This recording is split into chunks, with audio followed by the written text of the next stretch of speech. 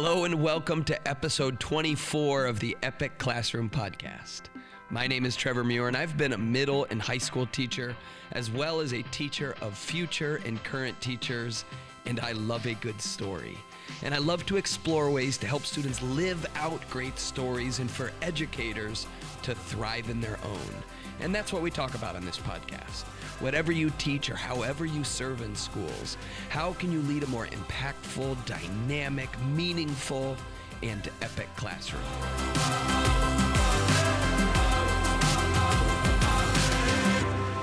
All right, well, thanks for tuning into this episode. We are 24 episodes into the Epic Classroom Podcast, and I feel like we're just getting started figuring out how do we have a podcast that talks about the big ideas and then the small ideas of teaching. And if you've listened to some of the past episodes, sometimes we've covered really big topics like how do you find joy in teaching, and how do we create a space that's more collaborative for students, or how do you narrow down what you teach so that what you teach is done really well, and the stuff that doesn't matter as much we don't need. And so we've covered big topics. Today I kind of want to zoom in a little bit. I want this episode to be about how do we teach students how to ask good questions. And I want to give some specific examples about how we help them do that. Because asking questions is fundamental to being a human. And I think it is so important that we realize that we're not born knowing how to ask really good questions. Of course, we're born with a sense of wonder and curiosity, and that's part of why we ask questions. But how to ask them in a way that you get the answer that you're looking for, or so that you actually grow and you deeper your learning because you're learning to inspect and take it further and further, and asking questions that get you there.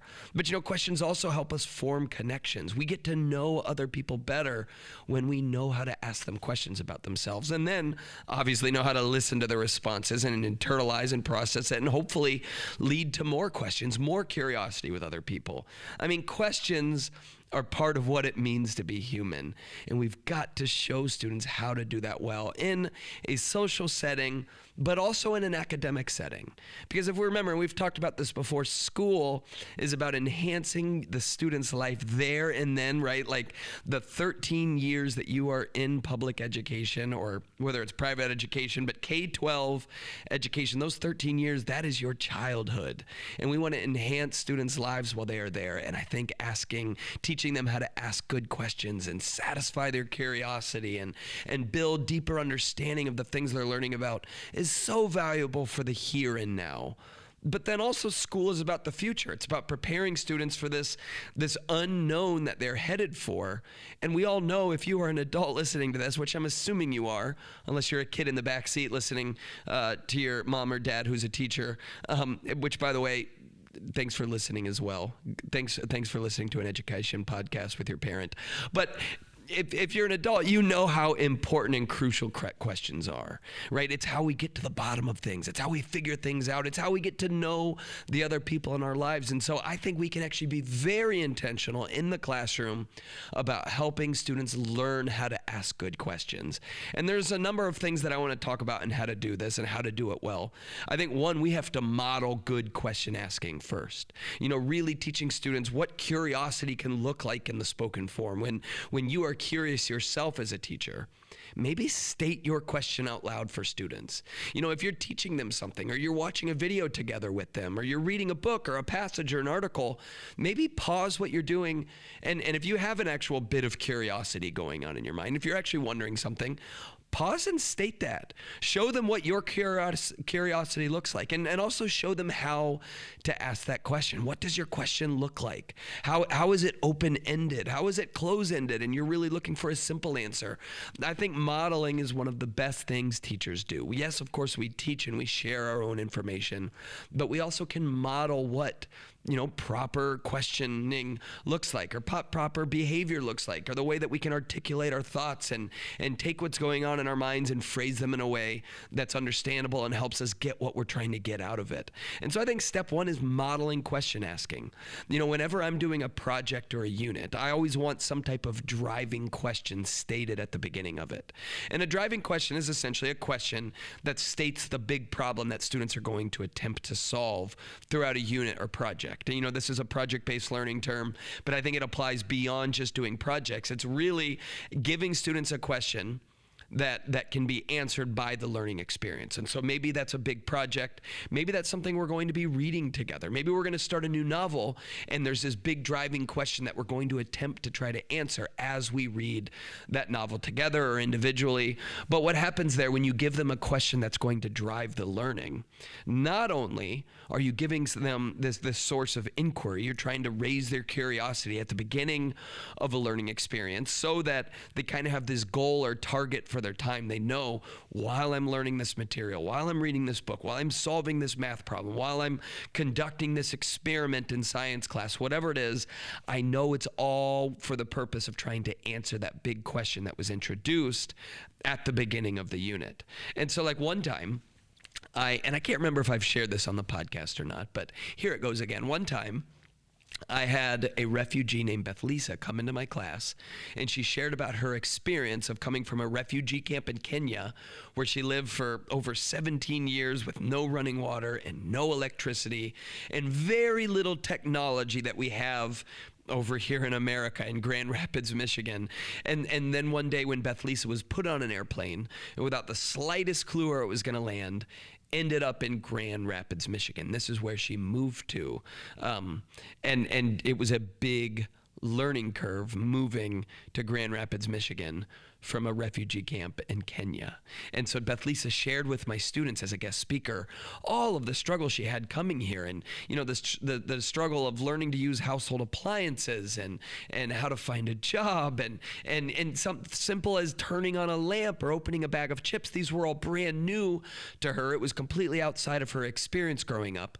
And so she shared all of this with my students, and she told them one story of how one day she was told by a social worker to get on something called a bus, to go to something called a library, to use something called a computer, to get something called a job.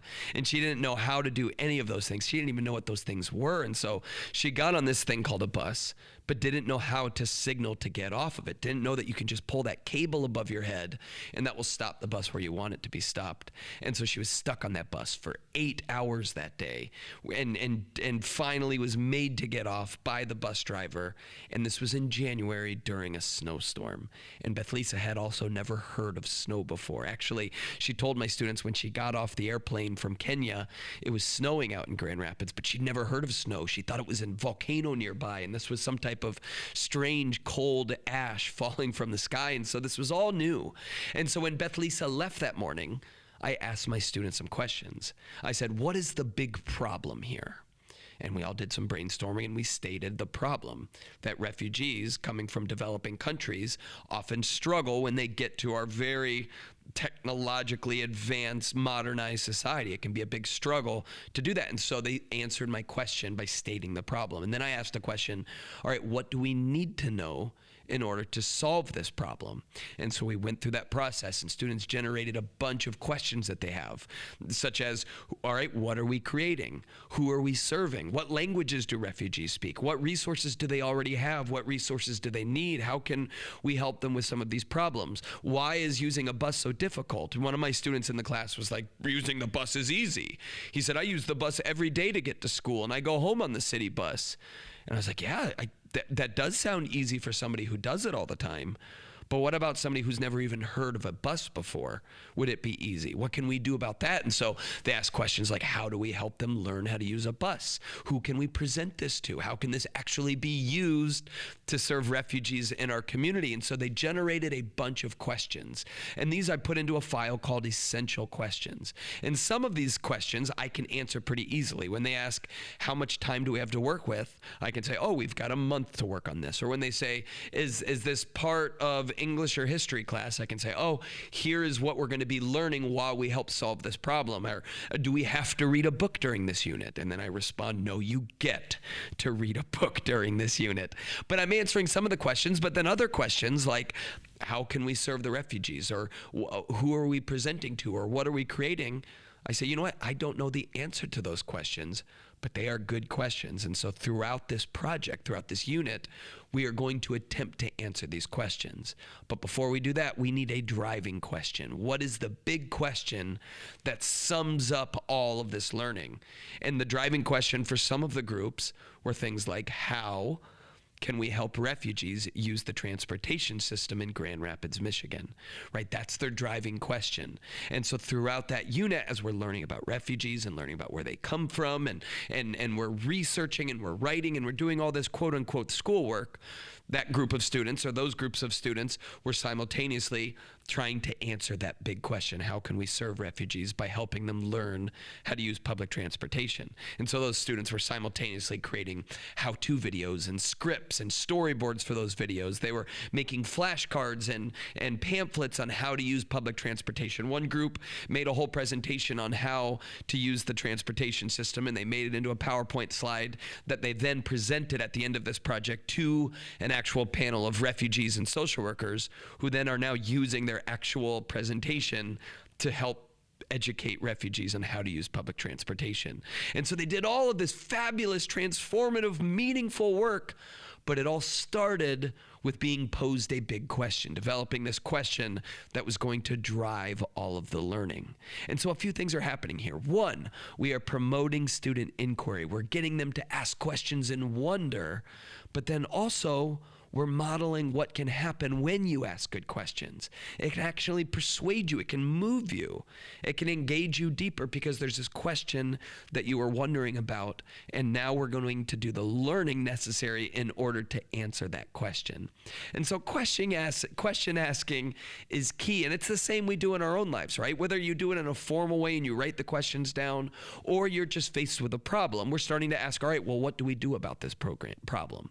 You know, have you ever had Wi-Fi go out in the middle of class and you had a whole lesson that was dependent on having Wi-Fi, but then it just crashed at the beginning of your lesson and you're wondering, okay, what do I do now, right? And you're probably running that internal dialogue, asking questions, okay, what can I take from this lesson and do without Wi-Fi? Or how can I adapt this? Or how do I take a lesson that I might have done without Wi-Fi at another point in the unit? How can I use that today, right? Like what you're doing is you're asking questions. That's at the heart of problem solving, is we're asking questions and then we're trying to answer them. And one of the best ways to learn how to do this is to actually state the question out loud. We're teaching students that to solve big problems, we have to first ask questions, and then we can figure out how do we actually answer those questions. But you know, asking questions can really be on a sliding scale. You know, I always tell my son who's in 3rd grade, there's no such thing as a bad question, but there are better questions, right? Of course, there's no bad questions. If you're curious about something, you should ask and find out and investigate about it.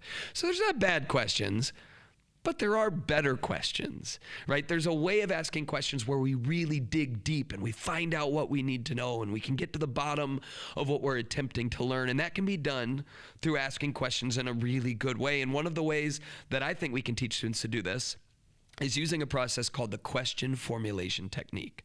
And essentially what that is just a process that you can work students through to generate really strong questions.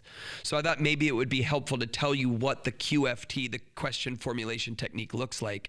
And maybe you can actually use that with your own students. And it really is applicable in any grade level and in any subject area, because the point of this technique is to really just try to get out good questions. And again, we need to teach all students how to investigate deeper of what they're learning, how to ask questions about what they're learning. I think it's one thing to send students home with homework where they're trying to find the right answers, but what if we gave them homework where, hey, I want you to go read this passage and I want you to generate questions you have about it, and then we're going to talk about it in class. Or I want you to generate 3 really strong questions about this video I'm going to send home with you, and then I want you to attempt to answer them. But by asking questions, they're having to dig deeper, right? When you're asking a question about something you're learning, that forces you to process that information at a deeper level, because if I can take a piece of information and I can ask a question about it, that makes me penetrate. I'm looking deeper at that, And I'm also having to figure out, how do I phrase it? How do I process it? And so that I can articulate it in the form of a question. And so asking questions makes deeper learning as well as satisfies curiosity. And I think this technique is a really great way to teach students how to do it well.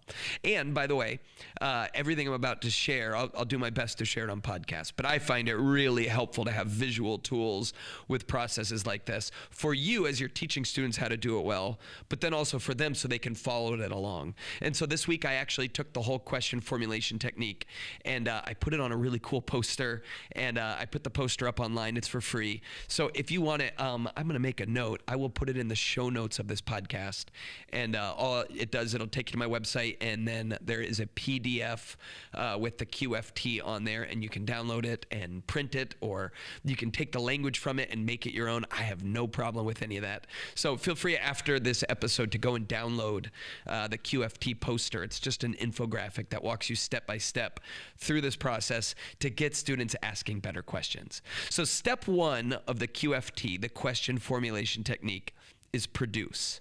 So first step, so let's say that you have got some type of focus topic. Let's say you're having students read an article.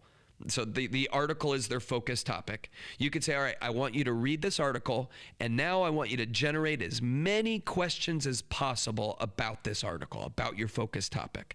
And I always remind students in this first step, in produce, there are no bad questions here. So I want you to write down every single question that comes to mind. And don't wonder if this is a good question or a stupid question or how it sounds, or is it open-ended, is it closed-ended?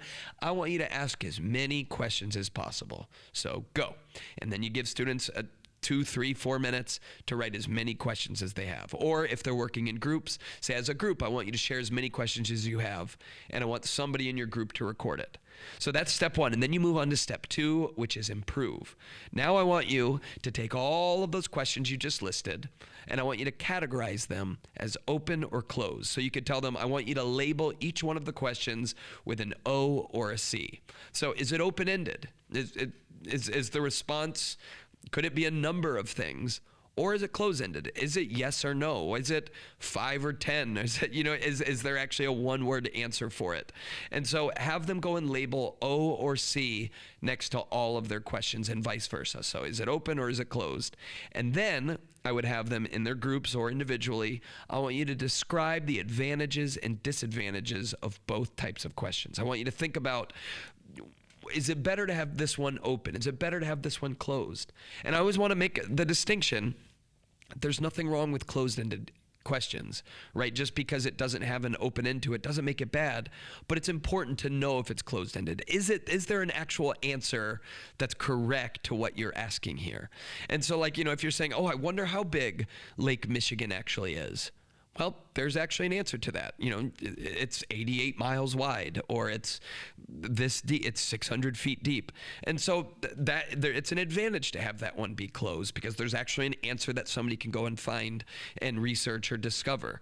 And so go through, and I just want you to write O or C, and then describe the advantages and disadvantages of both types of questions. And the point behind this is for students to really just understand the difference between open and closed. And then what I want you to do in step two for the improve is I want you to just improve them for relevance and depth and clarity.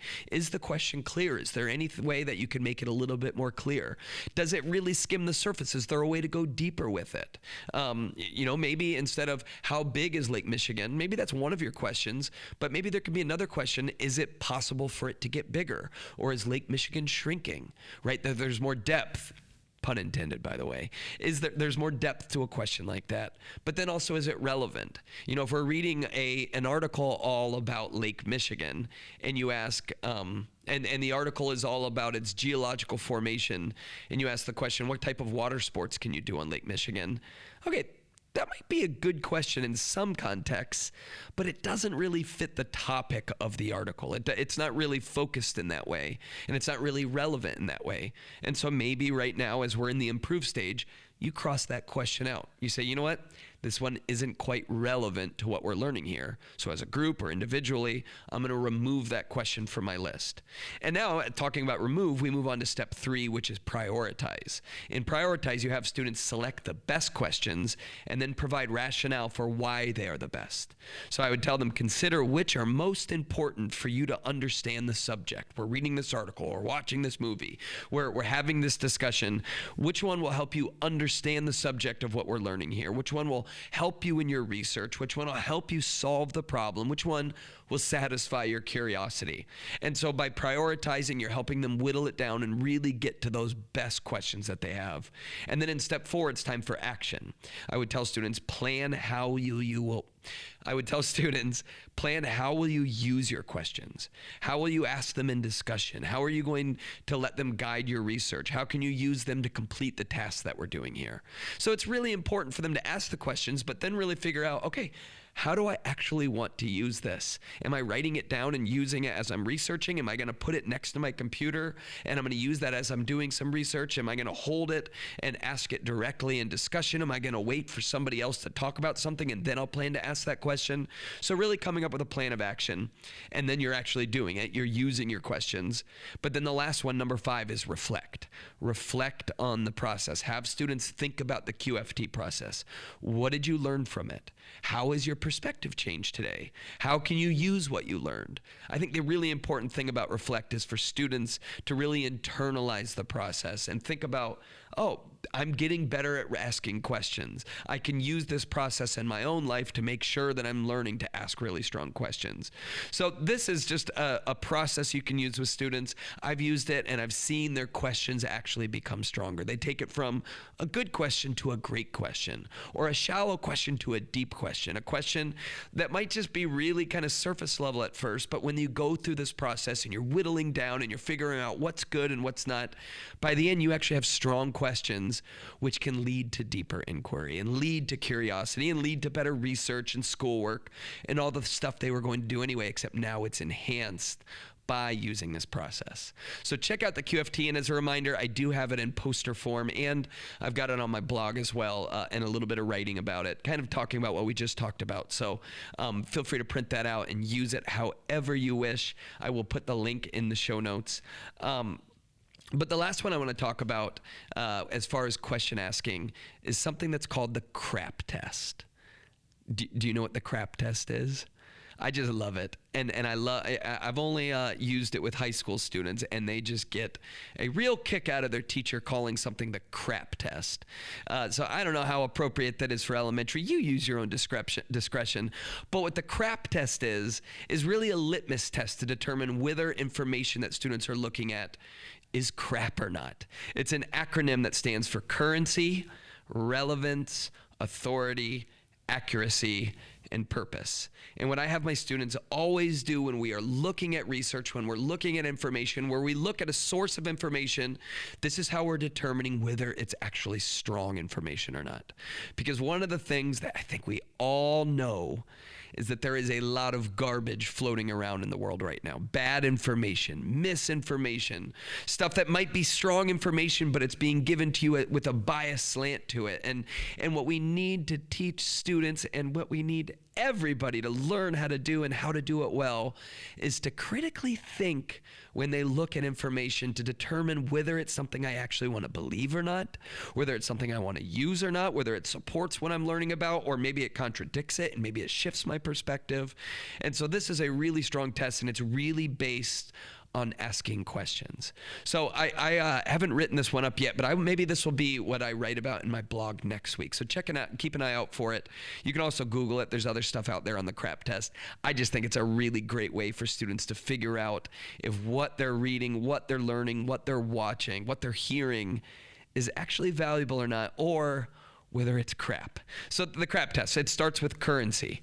Always having students look at the source of information and ask the question, when was this information published or posted? Has the information been revised or updated? Is the information current or out of date for my topic? Are the links within the information, if it's a research, if it's an online article, are they valid? Do they still work? And the reason currency matters And the reason it's important for them to look and see when did something come out is because, if I was writing an informational text on the planets, I probably wouldn't want to use a source from the year 2000. You probably know why, right? Neil deGrasse Tyson. That's right, that astrophysicist made the point, and he got it across in one, that Pluto is no longer a planet. And so and that didn't happen until after the year 2000. I think it's that year. Don't quote me on that. But you can't quote Neil deGrasse Tyson. Pluto is not a planet.